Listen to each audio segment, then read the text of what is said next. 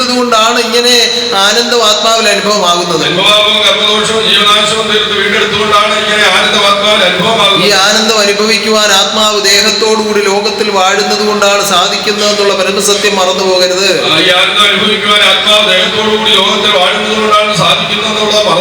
അപ്പോൾ ജന്മം തന്നതാരാണ്? ജന്മമായി നിലനിർത്തിയിരിക്കുന്നതാരാണ്? ഇതിനുള്ളിൽ അധിവസിക്കുന്നതാരാണ്? ഈ പരമഭാഗ്യത്തിന് അവകാശവും അധികാരവും ഒരുക്കി തന്നതാരാണ്? അത് മറന്നു പോകാതെ എപ്പോഴും ആശ്രയിച്ചും പിൻപറ്റിയും ജീവിച്ചെങ്കിൽ മാത്രമേ ഉന്നതമായ ഭാഗ്യത്തെ കരസ്ഥമാക്കുവാൻ കഴിയുള്ളൂ. ഒരു അബദ്ധമുണ്ടായി, അല്ലെങ്കിൽ ഒരു അപകടമുണ്ടായി, രോഗമുണ്ടായി, ദുഃഖമുണ്ടാകുമ്പോൾ, ആ വർഷങ്ങളുടെ കണക്ക് പറഞ്ഞുകൊണ്ട് ഗുരുവിന്റെ മുമ്പാകെ സമീപിക്കുമ്പോൾ, അത് ദേഹവശാലിന്റെ അടുത്ത് വന്നാലും അല്ലെങ്കിൽ വീട്ടിലിരുന്നുകൊണ്ട് നിങ്ങൾ മനസ്സുകൊണ്ട് ചിന്തിച്ചാലും, ഒരു ദുഃഖം വരുമ്പോൾ നിങ്ങൾ വീട്ടിലിരുന്നുകൊണ്ട് ചിന്തിക്കുകയാണ്, ദൈവമേ ഞാൻ ഇത്ര വർഷമായി ആശ്രമത്തിൽ പോകുന്നു, എന്നിട്ടും എനിക്ക് ദുഃഖം വന്നല്ലോ എന്ന് ചിന്തിച്ചാൽ, നീ നിന്നോട് തന്നെ ആലോചിച്ചു നോക്കണം, നീ ചെയ്തിരുന്നതെല്ലാം നിയമപ്രകാരമായിരുന്നോ? നീ നിയമപ്രകാരം പരിപൂർണമായ പരിശുദ്ധ ജീവിതം നയിച്ചിട്ടുണ്ടോ? ചില ആളുകളോട് ചോദിക്കുമ്പോൾ പറയും, ഞങ്ങളെല്ലാം നിയമവും പാലിച്ചാണ് ജീവിക്കുന്നത്. നിയമം എന്താണെന്ന് അറിയാത്ത ഒരാൾ നിയമം പാലിച്ചു എന്ന് എങ്ങനെ അവകാശപ്പെടും? പലർക്കും നിയമം എന്താണെന്ന് പോലും അറിയില്ല. നിയമജ്ഞനാകുന്ന ഗുരുവിന്റെ തിരുഹൃദയം തുറന്ന് ലോകത്തിന്റെ രക്ഷയ്ക്ക് വേണ്ടി അവതരിപ്പിച്ചു തന്ന അറിവുകളാണ് നിയമങ്ങൾ.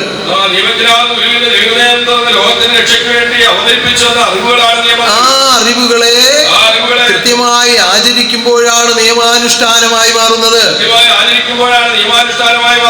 അതങ്ങനെയല്ല, എന്റെ ഇഷ്ടത്തിന് ഞാൻ ജീവിച്ചു കൊള്ളാം, രക്ഷ ഇനി തന്നുകൊള്ളണോ എന്ന് പറഞ്ഞാൽ സാധിക്കുന്ന കാര്യമല്ല.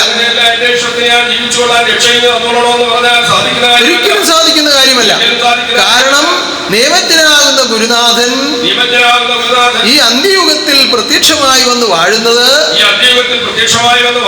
ആ തപസ്സും യാഗവും പൂജയും കഴിഞ്ഞുള്ള നാമസങ്കീർത്തനത്തെ ആത്മാവിൽ അനുഭവമാക്കുവാനാണ്. അപ്പോൾ പൂർണ്ണമായ വീണ്ടെടുപ്പിന്റെ കാലമാണ്. കാലങ്ങൾ പോയി സമയമിനിയില്ല, പോകണം വേഗം തന്നെ. കാലങ്ങൾ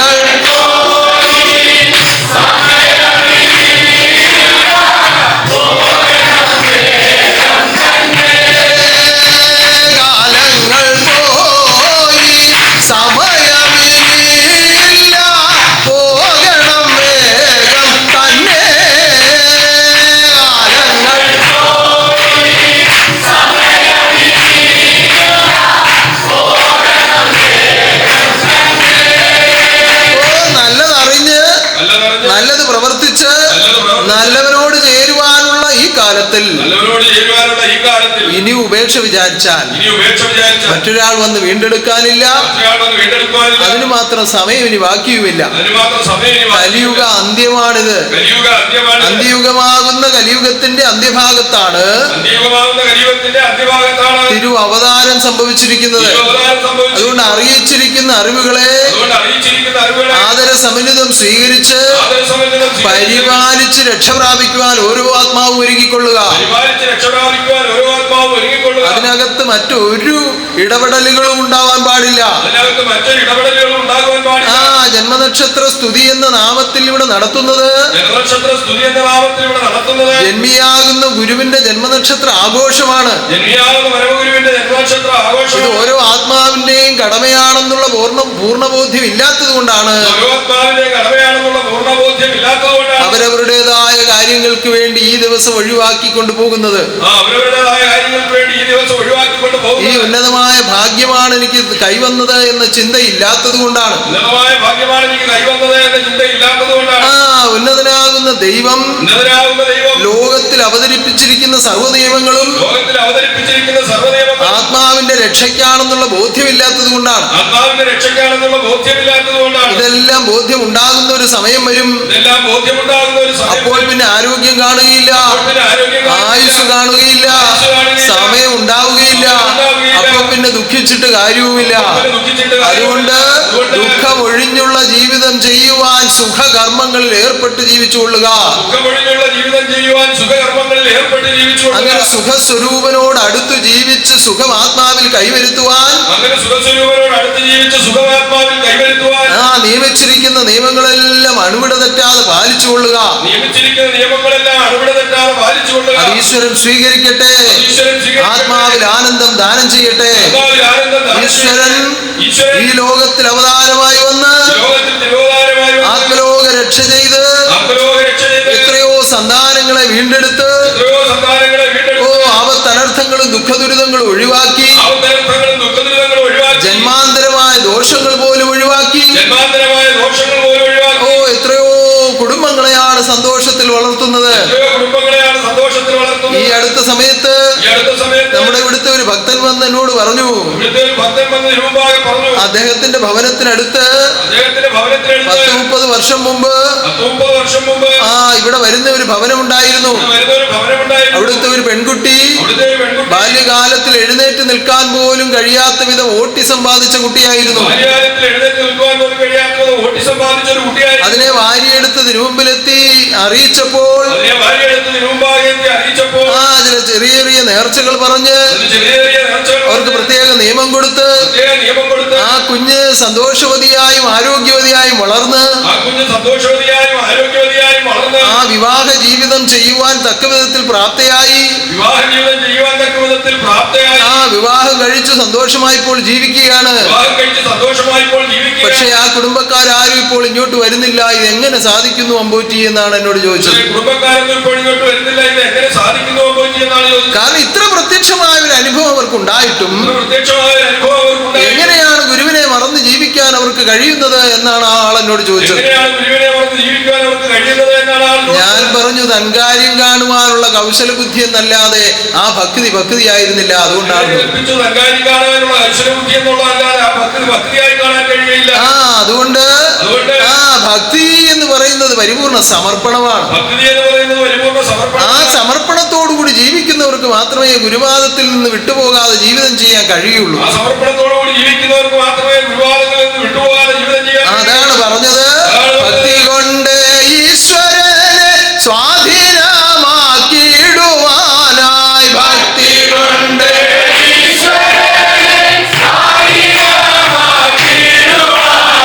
മാർഗമുള്ള പോലെ ഭക്തർക്കറിയാം.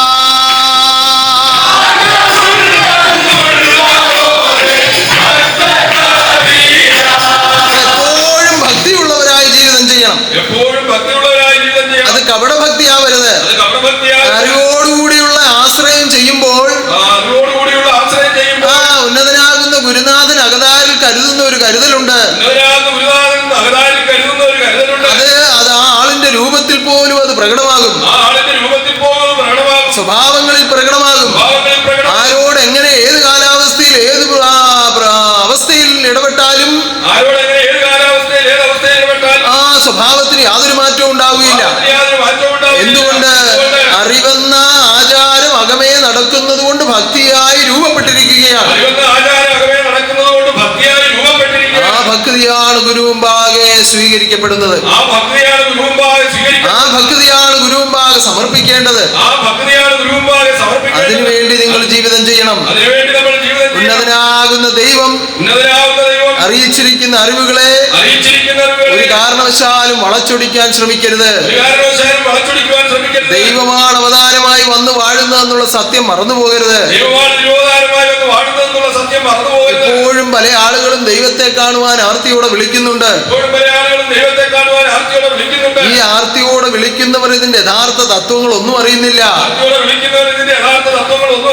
ദൈവം എന്താണെന്നും ദൈവകർമ്മം എന്താണെന്നും അത് എങ്ങനെ എവിടെ കാണാൻ കഴിയുമെന്നും ആ കണ്ടാലുണ്ടാകുന്ന അവസ്ഥ എന്താണെന്നും എല്ലാം കൃത്യമായി പറഞ്ഞു ബോധ്യപ്പെടുത്തിക്കൊണ്ട് വാഴുന്നത് ദൈവമാണ് എന്ന് നിങ്ങൾ ആദ്യം മനസ്സിലാക്കണം. എന്നിട്ട് പാടണം, ഗുരുവിനെ കണ്ട് പരമഗുരുവിനെ കണ്ട്.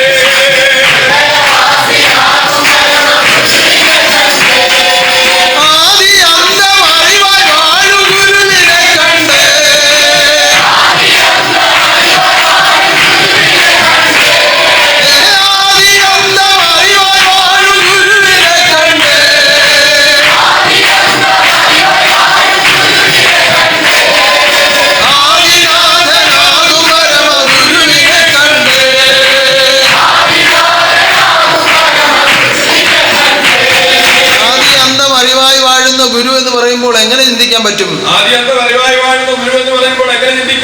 ഒരു രൂപത്തിലോ ഭാവത്തിലോ ചിന്തിക്കാൻ പറ്റുന്നതല്ല. കാരണം എല്ലാം ഉണ്ടാകുന്നതിന് മുമ്പ് ഉണ്ടായിരുന്ന ആ വസ്തു, എല്ലാം ഉളവാക്കുവാൻ വേണ്ടി ചിന്തിച്ച തന്റെ ചിന്തയിൽ നിന്ന്, ആ സങ്കല്പവേദിയിൽ നിന്ന് പരിപൂർണമായി ഇതിനെ സൃഷ്ടിച്ചൊരുക്കി ഇതിന്റെ സമ്പൂർണതയെ അനുഭവിച്ച് ആനന്ദിച്ച് അനുഭവിച്ച് ആ വീണ്ടും തിരിഞ്ഞടങ്ങുവാനുള്ള ആ വസ്തു, അത് ആദി അന്താനന്ദമായി നിലകൊള്ളുകയാണ്. അത് ആദിയന്തമുള്ള അറിവാണ്. ആ വസ്തുവിനെ ചിന്തിക്കാൻ ആർക്കും കഴിയില്ല. പക്ഷെ അതാണ് ആദിനാഥൻ. ആ ആദിനാഥനെ കണ്ടു എന്ന് പറയുമ്പോൾ സർവജ്ഞാനത്തെ പരിപൂർണമായും അനുഭവപ്പെട്ട ഒരു ഹൃദയത്തിന് മാത്രമേ പറയുവാൻ കഴിയുള്ളൂ. ലോകത്തിൽ നിന്ന് വിവിധമായ അനുഭവങ്ങളിൽ കൂടി സമ്പാദിക്കുന്ന അനുഭവജ്ഞാനത്തെ അതിന്റെ പരിപൂർണാവസ്ഥയിലേക്ക് എത്തി നിന്ന് ആത്മസ്വരൂപത്തെ പരമാത്മരൂപമായി ദർശിക്കുവാൻ കഴിയുന്ന ഒരു ആത്മാവിന് മാത്രമേ ഇങ്ങനെ പാടുവാൻ കഴിയുള്ളൂ. ആദി അന്തമറിവായി വാഴും ഗുരുവിനെ കണ്ട്,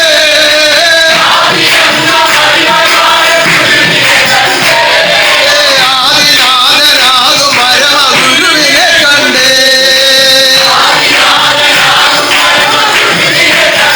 അപ്പോൾ ഇതറിയാൻ കഴിയുന്നത് ആർക്കാണ്? ആ കാഴ്ച ആർക്കാണുള്ളത്?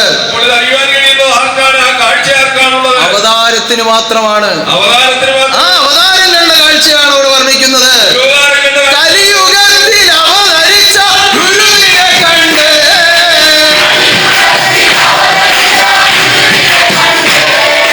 കലി സംഹാരിയാകും പരമഗുരുവിനെ കണ്ട്.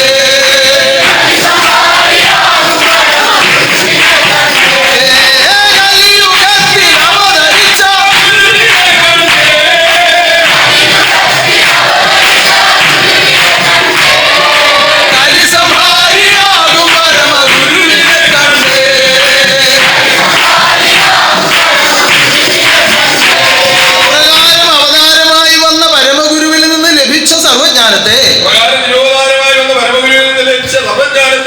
സമ്പൂർണമായ ആത്മാവിൽ അനുഭവിച്ച് ആനന്ദിക്കുന്ന ഒരു ആത്മാവ്,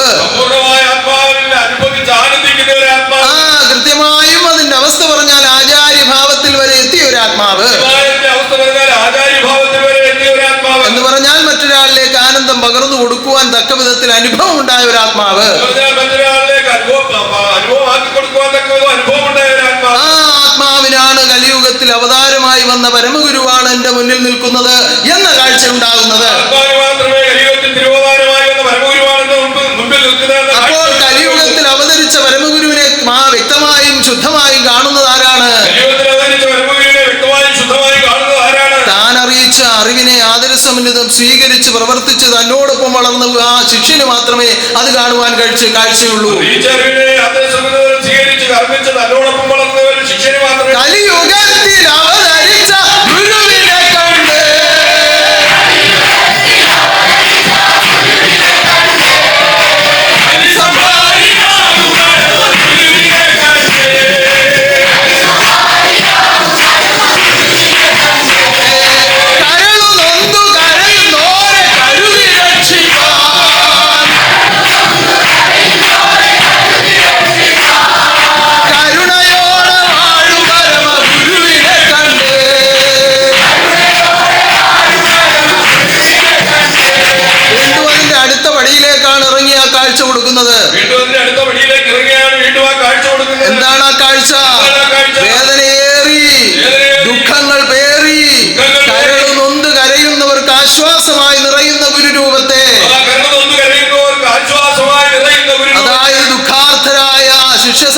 സന്താനങ്ങൾക്ക് ആശ്വാസം പകരുന്ന ഗുരുവിനെ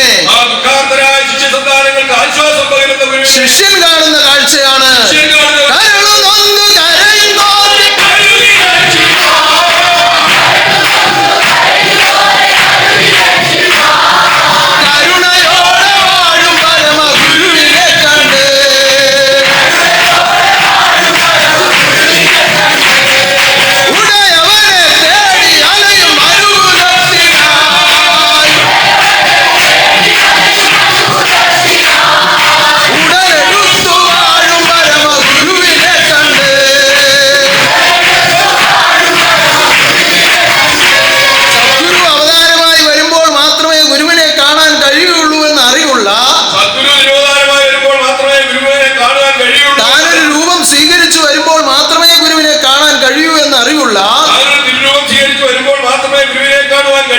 മാനവകുലത്തിന് തന്നെ കാണുവാൻ തക്ക വിധത്തിൽ ഉടലോടുകൂടി വാഴുന്ന ഗുരുവിനെ കണ്ടുകൊണ്ട് മാനവ ലോകം പാടുന്നു.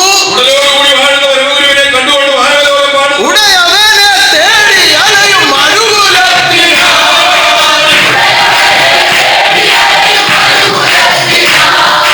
ഉടലെടുത്തു വാഴും പരമ ഗുരുവിനെ കണ്ട്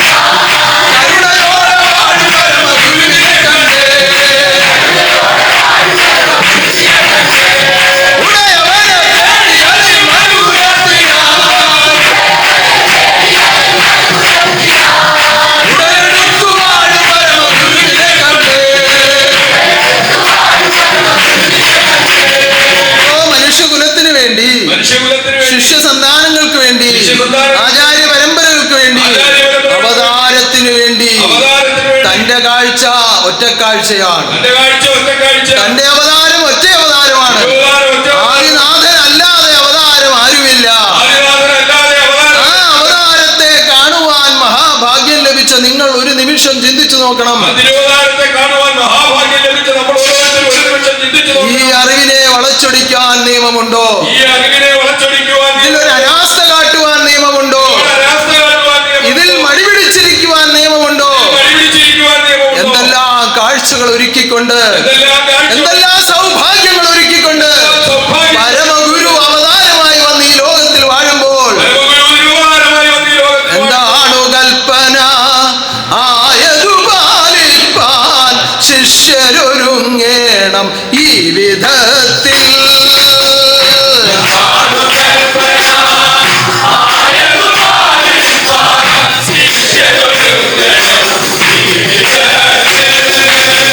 എന്താണ് കൽപ്പന ആയതു പാലിപ്പാൻ ശിഷ്യരൊരുങ്ങേണം ജീവിതത്തിൽ.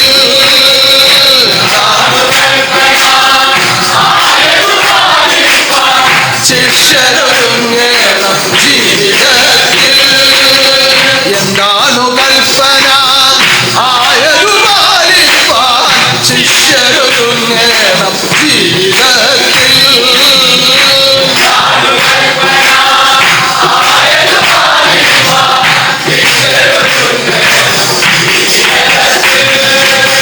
ശിഷ്യഗണങ്ങൾക്കു പൂർണ്ണമോക്ഷം നൽകാൻ അവതാരമായി വന്ന സദ്ഗുരുദാൻ.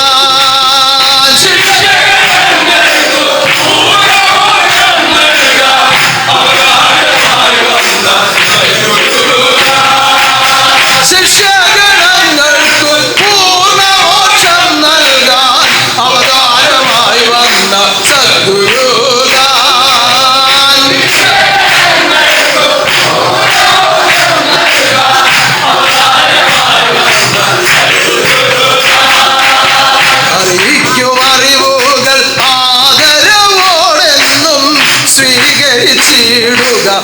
ശിഷ്യലോകം.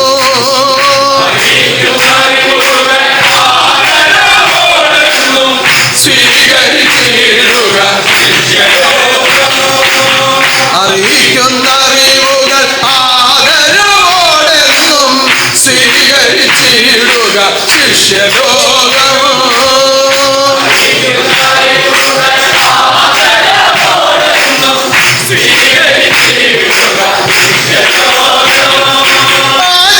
ആചാരകർമ്മങ്ങൾ ആധാരമാക്കുമ്പോൾ ആധാരമൂർത്തിയായി ദൈവമുണ്ട്.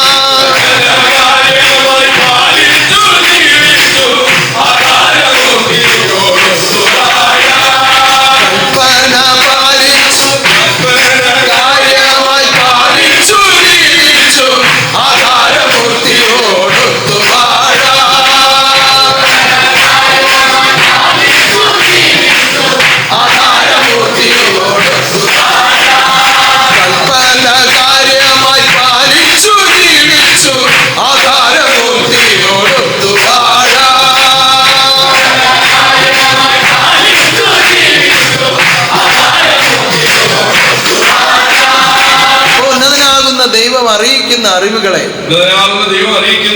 അഥവാ കൽപ്പനകളെ പാലിച്ച് ജീവിച്ച് പടി 6 കടന്ന് ആ ഉന്നതമായ പരമാനന്ദത്തിൽ എത്തുവാൻ സർവശക്തി നിങ്ങളെല്ലാം അനുഗ്രഹിക്കട്ടെ. ഈ ജന്മനക്ഷത്ര മഹോത്സവത്തിന്റെ 2ാം തിരുവുത്സവ ദിനത്തിൽ നടക്കുന്ന ഈ ജന്മനക്ഷത്ര സ്തുതി ഇതാ ഇവിടെ ആരംഭിക്കുകയാണ്. നാളെ പ്രഭാതം വരെയും ഓരോ യാമങ്ങൾ കഴിയുന്തോറും ഒന്നിനൊന്നുപരിയായി ആനന്ദം നിങ്ങളിലേക്ക് വന്ന് നിറയുവാൻ തക്കവിധം സർവശക്തി നിങ്ങളെല്ലാം അനുഗ്രഹിക്കട്ടെ. ഉന്നതമായ ആഗ്രഹത്തോടും ആർത്തിയോടും കൂടി എന്റെ ഗുരുവിന്റെ ജന്മദിനം എന്നാൽ കഴിയും വിധം പരിപൂർണമായി പ്രശോഭയോടെ നടത്തപ്പെടുവാൻ സർവശക്തിയുടെ കാരുണ്യം ഉണ്ടാകണമേ എന്ന ആർത്തിയോടെ പ്രാർത്ഥിക്കണം. ആ പ്രാർത്ഥന ഈശ്വരൻ സ്വീകരിക്കട്ടെ. നിങ്ങളുടെ ജീവിതമെല്ലാം പ്രാർത്ഥനയായി മാറട്ടെ. അതിനുവേണ്ടി നിങ്ങൾ ഓരോ അറിവുകളും കരുതി സൂക്ഷിച്ച് പരിപാലിക്കുക. സർവശക്തിയുടെ കാരുണ്യത്തിൽ കൂടി നടക്കേണ്ട സർവകർമ്മങ്ങൾ ഉന്നതമായി നടത്തപ്പെടുവാനും ജന്മനക്ഷത്ര ഘോഷയാത്രയും ജന്മനക്ഷത്ര പ്രകാശയാത്രയും ആനന്ദോത്സവമായി നടത്തപ്പെടുവാനും സർവശക്തി അനുഗ്രഹിക്കട്ടെ. മഹാഗോപുരം ഏറ്റവും വേഗത്തിൽ പൂർത്തീകരിച്ച് നിങ്ങൾക്കായി ദാനം ചെയ്യട്ടെ. അതിന്റെ ചിത്രവനം എന്ന മതിലിന്റെ പണി ഇപ്പോൾ നടന്നുകൊണ്ടിരിക്കുകയാണ്. അതിമനോഹരമായ വിധത്തിലാണ് അതിന്റെ രൂപകൽപ്പന ചെയ്തിരിക്കുന്നത്. ആ സവിശേഷമായ കാഴ്ചകളൊക്കെയും നമുക്ക് എല്ലാവർക്കും കൂടി ഒത്തുചേർന്ന് പോയി കാണുവാനും ആനന്ദിക്കുവാനും ഇത്രയും വേഗം ഈശ്വരൻ കരുണ ചൊരിയട്ടെ. അതിനുവേണ്ടി ജന്മം കൊടുത്ത് ഈ ആത്മദീപമായി നിലനിർത്തിയിരിക്കുന്ന ആ ആത്മഹൃദയത്തെ എപ്പോഴും സർവശക്തിയുള്ള തിരുഹൃദയത്തിൽ കരുതി രക്ഷിക്കുമാറാകട്ടെ. നിങ്ങൾ ഓരോരുത്തരും അർപ്പിച്ച നേർച്ചകളും കാഴ്ചകളും എല്ലാം ഞാനിതാ സ്വീകരിക്കും. നിങ്ങളുടെ സ്തുതികളും സ്വീകരിക്കാൻ ഞാനിതാ തയ്യാറായി നിൽക്കുകയാണ്. നിങ്ങൾ ആർത്തിയോടെ സ്തുതിക്കുക. സർവശക്തി സ്വീകരിക്കട്ടെ. സർവശക്തി സ്വീകരിക്കട്ടെ. സർവശക്തി സ്വീകരിക്കട്ടെ. എന്നും തിരുവിഷ്ടം ചെയ്ത് പരമാനന്ദം അനുഭവിക്കുവാൻ വേണ്ടി നിങ്ങൾ ജീവിക്കുക. തിരുവിഷ്ടം ചെയ്താൽ തിരുവുള്ളം കനിയും. തിരുവിഷ്ടം ചെയ്താൽ തിരുവുള്ളം കനിയും. തിരുവിഷ്ടം ചെയ്താൽ തിരുവുള്ളം കനിയും. ആനന്ദമരുളിനം ഗാനമായി നൽകും. തിരുവിഷ്ടം ചെയ്താൽ തിരുവുള്ളം കനിയും. ആനന്ദമരുളിനം ഗാനമായി നൽകും. തിരുവിഷ്ടം അറിഞ്ഞു ജീവിച്ചിടാനേ. തിരുവിഷ്ടം അറിഞ്ഞു ജീവിച്ചിടാനേ. അഴലറി ജീവിക്കുന്ന ആത്മാവേ കഷ്ടം. തിരുവിഷ്ടം ചെയ്യും.